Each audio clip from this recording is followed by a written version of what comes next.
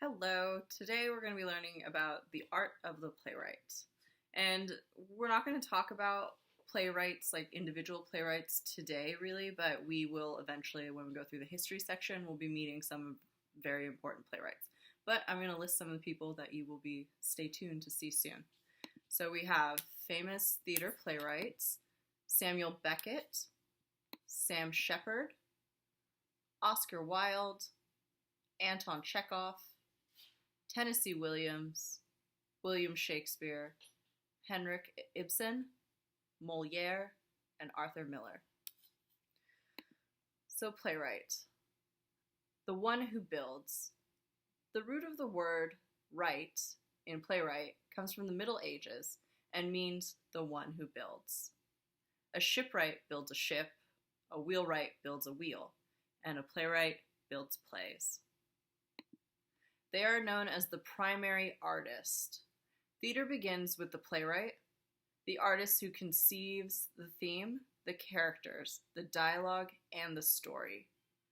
The playwrights are so important to the process that many theater professionals call them the primary artist. So where do you see the playwright in the script? You see them in the dialogue. They wrote it, and these are the lines between characters. You see them in the stage directions, which on top of each scene, there's a little description, which kind of tells you more about the scene and helps everybody kind of get more of an idea of what's going on. Or in between the scenes where there might be a really important moment where, like, she slaps you. That's a stage direction. And then you see them in the theme of the play. Themes and statements about the central ideas that generate the life of the play. Let's talk a little bit more about themes. Themes that are revealed through action are theatrically more interesting than those that are stated. Themes are often open to interpretation by directors, designers, and actors, and all of the audience as well. So when we're talking about the art section, we were saying that art is very subjective. The same thing is for theater. You might see something different than the playwright intended, or you might get something different from the play. One example for me is there's a show called Our Town. It's about life in a small town. Oh, I think I mentioned it before. But anyway, it's life in a small town, and it's about this girl is kind of young, and then she gets married, and then she dies. She comes back as a ghost and kind of sees things. And she, as a ghost, she's like, man, even though life seemed very simple and boring, it was actually amazing and a gift. And when I was 18 and did it, in high school, I did not understand it, and I was like, this play is so boring. I saw it again when I was 25, and I got free tickets to go see a performance, and I apologized to my friend who I took. I was like, this is probably going to be really boring. And I was watching it, and as a 25-year-old, and I don't know what's gone on in my life, but maybe I appreciate it more than an 18-year-old me, and I cried, and it was a lot different for me. So the interpretation can be different at different stages of your life, and then, for instance, like themes. If you're doing Macbeth, for instance, you think that Macbeth is the main character, but a lot of directors have done it where Lady Macbeth is the main character, and she's the one who's like driving all of the tension in the play. So like depending on who is directing and what's happening, you can kind of take different things. All right. Characters in action. Actions are the characters' deeds. They're responses to circumstances, which in turn affect the course of the story. What that means is that everything in a play is because of circumstances and then how a character reacts to it. So in Romeo and Juliet, they're in the circumstance that, or the Montagues and Capulets don't like each other, right? And then Romeo decides to crash a party. He meets Juliet there. They decide to fall in love, or they didn't decide, but they fall in love. So then they decide to get married in secret because it can't be something they announce. So that's a reaction to the circumstances of their parents' feud. Also at the party, Tybalt, who's Juliet's cousin, sees Romeo there, and he's like, well, fuck this guy. Oops, I swore. But he's like, he can't be crashing this party. And then he sends Romeo a letter and is like, dude, I'm going to throw down with you, and we're going to fight. Romeo doesn't see that. And then there's like a whole brawl. But like, because Tybalt saw him at a party, then it gives him the letter. He writes a letter, he gets pissed off, and then they have a fight. And then Romeo kills Tybalt, Tybalt kills Mercutio, and it's a whole thing. Because he killed Tybalt, Romeo gets exiled. Anyway, but all of these things, it's like action and reaction is how a play's story moves along. Characters in plays come to life not by what they feel and think, but what they do. I guess you could say the same thing for that. Conflict. A play is essentially the history of a particular conflict. Just like Romeo and Juliet, it would be about the Capulets and Montagues hating each other. That is the particular conflict of that play.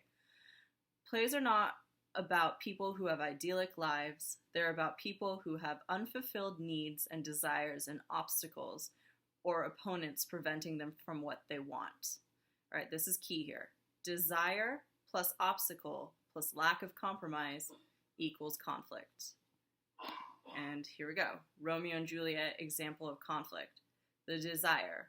Romeo loves Juliet and Juliet loves Romeo. The obstacle.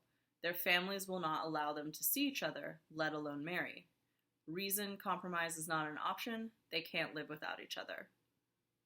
Languages of the play is made up of 5 parts, and we're going to go into each of these a little bit more. We have subtext, imagery, rhythm, tempo, and sound. Subtext.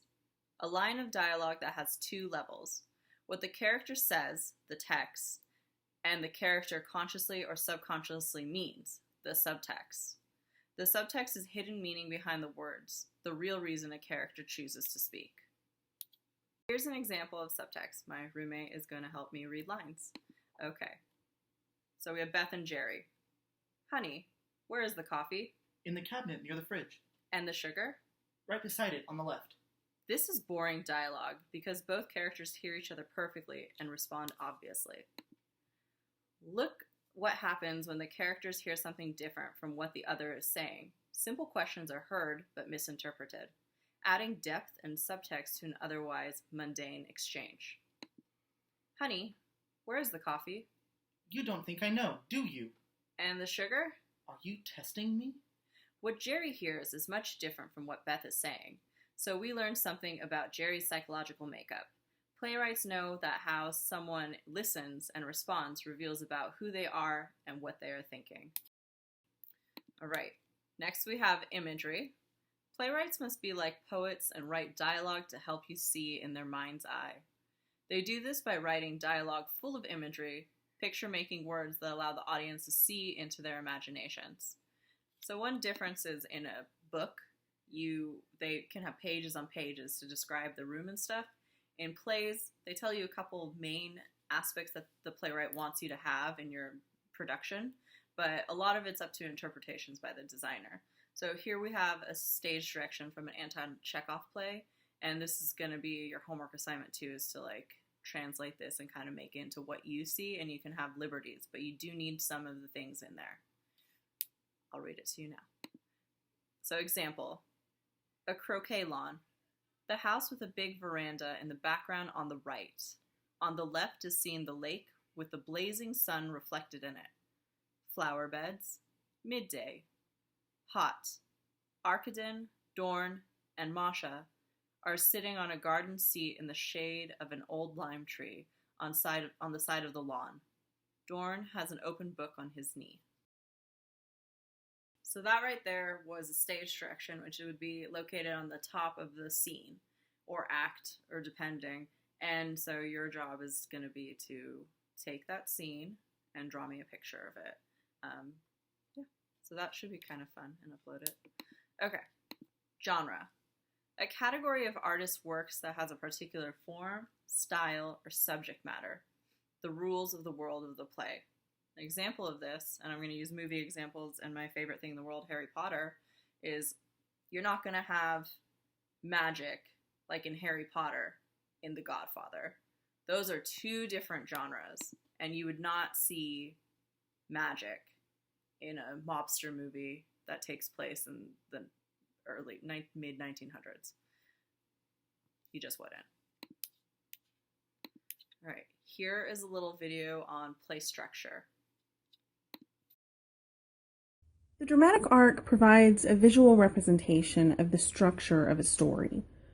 Most novels, plays, and movies will follow this basic structure, and learning scenarios can be organized in this way as well. First, we have exposition. This is the basic information the reader or viewer needs to know in order to understand the story. It includes getting to know who the characters are and when and where the story is taking place. So let's think about a story most people know. How about a Grimm's fairy tale? Hansel and Gretel is a good one. It's got everything: starvation, child abandonment, cannibalism. Recommended reading for children everywhere, right? The exposition at the beginning of the story tells us that a poor woodcutter, his wife, and his 2 children, Hansel and Gretel, live near a great forest. And they don't have enough to eat. This begins to set the stage for the main conflict. The inciting incident is something that happens to introduce the main conflict, so the tension can build from there as the characters deal with the problem. In the story of Hansel and Gretel, the inciting incident is when stepmom, it's always the stepmom, thinks it's a great idea to take the kids out into the woods and leave them there. So the main conflict, which you can think of as the primary question that has to be resolved in the story, is how are the children going to survive? This leads to the rising action, which builds tension through a series of smaller conflicts and resolutions. In the story of Hansel and Gretel, the children overhear their parents' plan, so Hansel sneaks out and gathers pebbles, which he drops onto their path as they walk. After the parents abandon them in the wood, they are able to follow the pebbles and find their way back home. So this releases some of that tension that was built up. Even though their father is happy to see them, once again the wicked stepmother talks him into getting rid of the children. So it's building back up. It all starts again. Except this time, the stepmother has locked the door so Hansel can't sneak out to gather pebbles. Instead, he throws breadcrumbs. But of course, the birds eat all of the crumbs, so they can't find their way back. Building the tension again. After 3 days with nothing to eat, they find the mother lode. An entire house made of bread, cakes, sugar. An old woman invites them to stay, and she gives them a feast and a comfortable bed to sleep in. That tension is released again. But as old women in stories often are, this old woman is a wicked witch, and she wants to eat the children. She locks Hansel up and puts Gretel to work helping to fatten the boy up, building that tension again. She feels his finger every morning to see if he's getting fatter, but he holds a bone out instead so she can't see. It's releasing a little bit of the tension. After 4 weeks, she gets impatient and decides that the next day she's going to eat him no matter how thin he is. So that's building up again. The witch heats a big oven and tells Gretel to check it. The witch intends to shut her inside the oven, so this builds more tension, which often happens as a story gets closer and closer to the climax. But Gretel suspects something's up, so she pretends to be clueless and asks the witch to show her how to check the oven. The witch isn't near as smart as Gretel, and she pokes her head into the oven, and Gretel pushes her inside and fastens it shut. The witch is burned to death. That releases that tension. And Gretel rescues Hansel from his cage, and that releases more tension. This is the climax. It's the part of the story that resolves the big question or conflict. In this case, how will the children survive? Now, at this point, if Hansel and Gretel merely found their way back home, would the main conflict be resolved? No, because the family is still very poor, and the children would either starve to death or be abandoned again, in which case they would probably still starve to death. So there's more to the story, the resolution. So they search the witch's house, and wouldn't you know it, she's loaded. In every corner are chests full of pearls and jewels. So they take the valuables. They run into another problem crossing a river, but solve that pretty quickly with a duck. Yeah, a duck. And miraculously manage to find their way back home. The father is overjoyed to see them, and, as luck would have it, their stepmother has died. With the witch's jewels to ensure that they never go hungry again, and stepmommy dearest out of the picture, they can all live happily ever after. The final wrap-up of things is the denouement. In some plot structures, you'll see this labeled as just the resolution, or even the conclusion. Those are simpler words most people understand readily, and it doesn't matter that much what you call it as long as you answer the big question and tie up any loose ends so the reader or viewer feels that the story is finished and a sense of normalcy is restored. So you may be asking, all of this is great for a fairy tale or a novel or even a movie, but What does it have to do with learning scenarios? Well, a story is a story. Scenarios you use in courses will not need the level of detail that appears in a novel or even a short story, but the basic concepts are the same.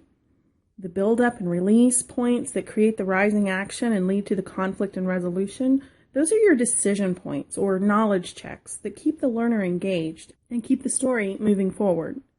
Let's look at how this works when you're building a scenario-based lesson.